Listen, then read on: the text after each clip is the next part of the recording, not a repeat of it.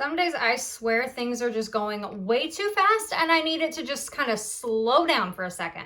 When you think about it, with us only having like 8 days left of the Self-Love Journal Challenge, now begs the question, are you going to continue this? If you've never done a journal of any kind, and this is kind of your first go round with something like this, one, I want to know your thoughts, what you've thought about this entire journey. If you are just now jumping onto this page, you can absolutely go back and answer a couple of the past questions.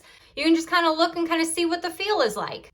I definitely plan on talking about the different types of journals you could do, the different pens that you could use, the decorations you can use. But for right now, let's start with the simple. Before we go any further, just real quick, want to address the bruise on my face. I know it's a little worrisome. It's getting a lot better. For those of you that are new to the channel and have no idea, I had oral surgery on the 15th of May to try to get rid of a bump I have on the inside of my lower lip that I've had for over 10 years.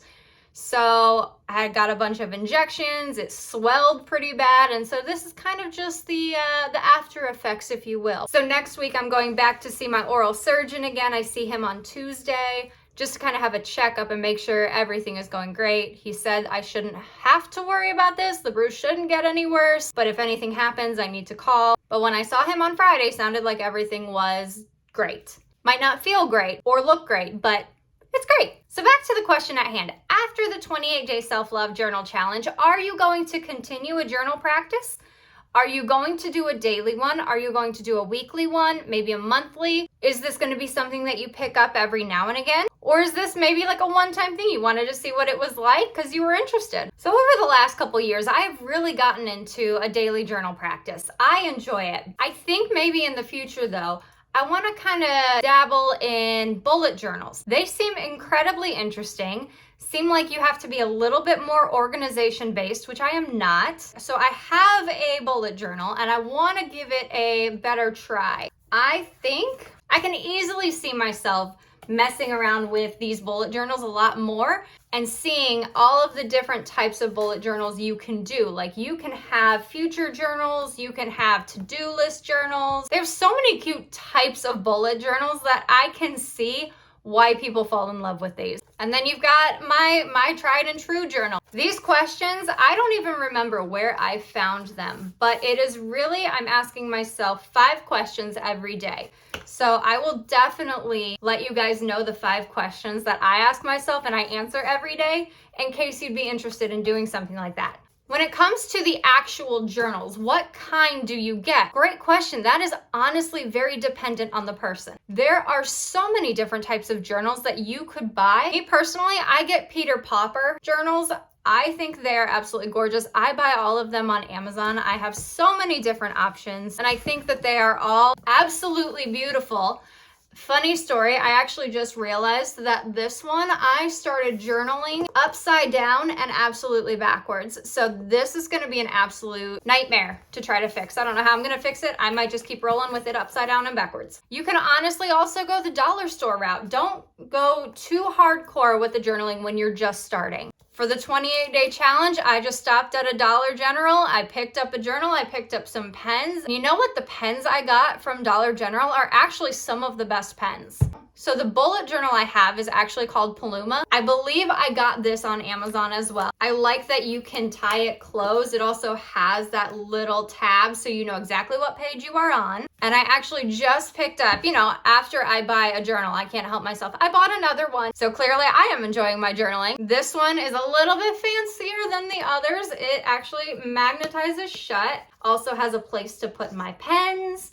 It's a faux leather journal. This is the first time I've ever actually gotten a journal like this. It also has numbered pages, so I don't know if that's going to be something I'm going to really enjoy or if that's going to make me very aware of how long this journal is taking or if I am going way too fast. And then you got to start looking at the pens. Honestly, pens, just like the journals, are very much based on the person. You can use basic dollar store pens, you can use office supplies, you can get on Amazon and buy the most glittery 12-pack of pens for $11.99, which is exactly what I did. I think the company was called EO Out, but it was 12 pens for $11.99.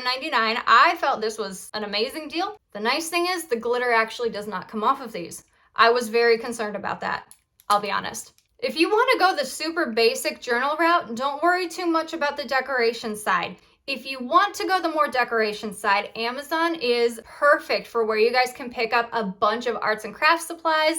I would suggest getting some washi tape, some glue to glue some pages, or some newspaper clippings, maybe some magazines if you want to really do a hodgepodge in your journal. And that right there is going to depend on what type of journal you're going to do. So are you going to do a bullet journal? Are you going to do a gratitude journal, an affirmation journal, a to-do list journal? Or is it going to be a place for you to just go and just blurt out every single thought in your head, tape a bunch of pictures, a bunch of magazines, and just kind of spill your heart out on paper? I've even seen some people on YouTube and on Pinterest, when they do their journals, they have a bucket list, a set number of things that they want to do by the end of the year.